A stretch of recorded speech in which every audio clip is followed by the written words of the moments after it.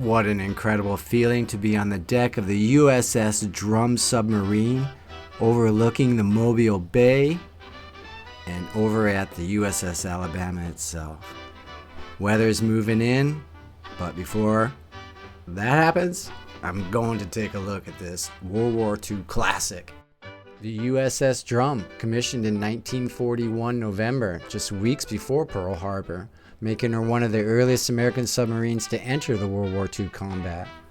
Gato-class submarine, could be on patrol for 2 to 3 months, had a crew of 75, 311 feet long, completed 13 war patrols, sank more than 15 Japanese ships, damaged a couple of aircraft carriers, repeatedly depth charged, and earned 12 battle stars. Pretty impressive for this incredible piece of history.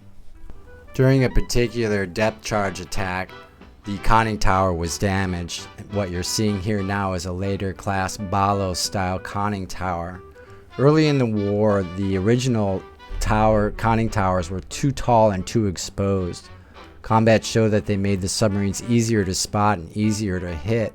So the Navy cut them down, streamlined them, and then adapted what worked from the newer Balio boats onto these Gato-class boats.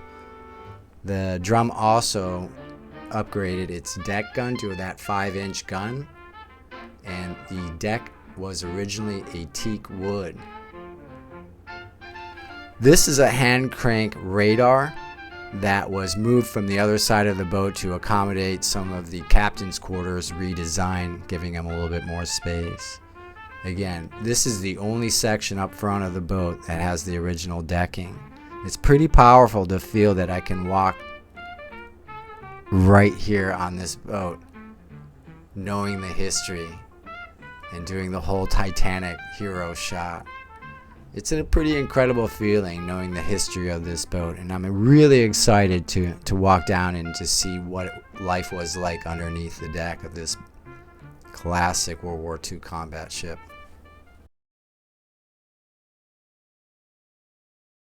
Whoa, going down into this thing. Whoa. Okay, as I come down the steps, right away I noticed the insignia that was designed by Walt Disney himself. During the war, Disney Studios created insignia for dozens of Navy ships. Alright, okay, right up front here is 6 forward torpedo tubes. These were the primary offensive weapons on the boat. Each torpedo weighed over a ton, and reloads were stored right here in the open, meaning this was also where sailors slept. Oh man, submarine toilets were high pressure systems, and if you didn't follow the procedure exactly, the result could be catastrophic. I mean, we're talking you got the poo on you, and that was for 75 men right there. Pretty tight hole here. As I moved aft through the boat, I take a peek into the officers' galley area. The entire crew ate extremely well, at least for the first 60 to 75 days of the patrol. Then fresh vegetables, bread started to mold, became difficult. The captain's quarters, or the officers' area and wardroom, were able to have a little bit more luxury.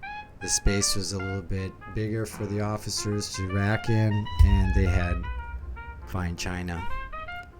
Some extremely famous men were in here. Okay, a quick story about Commander Howard Gilmore. Japanese attacked the USS Growler. He was gravely injured topside, was unable to make it back to the hatch, and famously said, "Take it down." And they did. And he paid the ultimate sacrifice. An indication panel, it tells you the position of your hatches, air valves, valve tank vents. You want all green lights before you submerge. Means everything's closed, you won't get water in the people's tank. The incredible amount of equipment that is on this submarine. It is packed. There are knobs, switches, levers, scopes, everywhere. There isn't a space that isn't unused. And each crew member was expected to know how to effectively run every position on the boat. It's overwhelming the amount of information you would have to have in order to be able to quickly change from loading torpedoes to submerging the boat or figuring out how and where you are at. It's incredible the amount of technology that was accomplished back in World War II. How'd you like to be racked up in here? Everything was on a swivel and chains.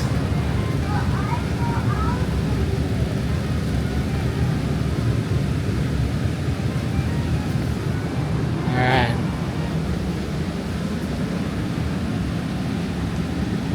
Stepping into the forward engine room space. This is where the Drum shines. It's got 4 diesel engines, originally Fairbanks Morse opposed piston diesels. These weren't connected directly to the propellers. Instead, they drove generators. Those generators charged the batteries, powered electric motors, supplied electricity for the entire boat. This was a diesel-electric submarine, not diesel-mechanical. Later in the war, engines like these continually refined for reliability, quieter operation, and easier maintenance. Because if one of these failed out there was no one coming to help. The second engine room mirrors kind of the first, but standing here you really feel how cramped things were. Temperatures in the space often exceeded 100 degrees, especially in the Pacific. Sailors worked shirtless, soaked in sweat, surrounded by moving machinery, fuel lines, oil mist, and constant noise. And yet these engines were incredibly reliable. They gave the USS Drum the ability to travel thousands of miles, stay up to sea for 75 days, recharge batteries while running on the surface at night. Everything the submarine did depended on these engines doing their job.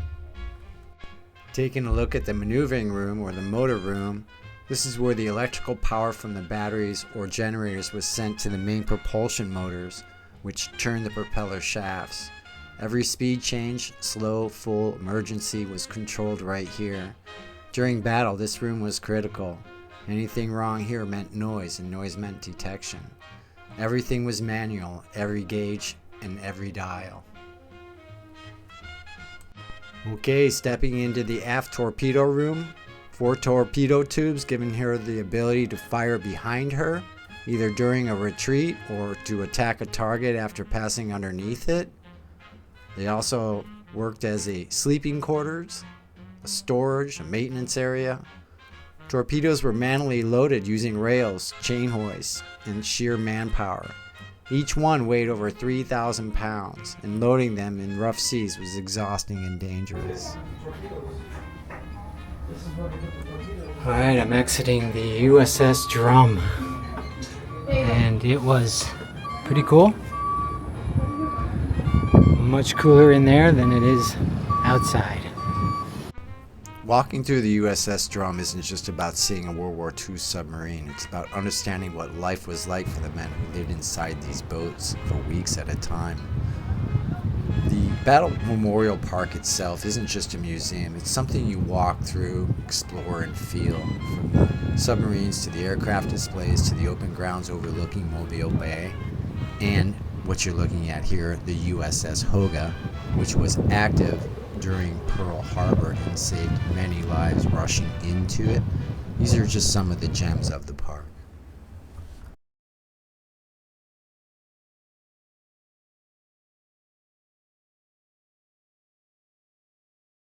Fucking hot out here, man, let me tell you.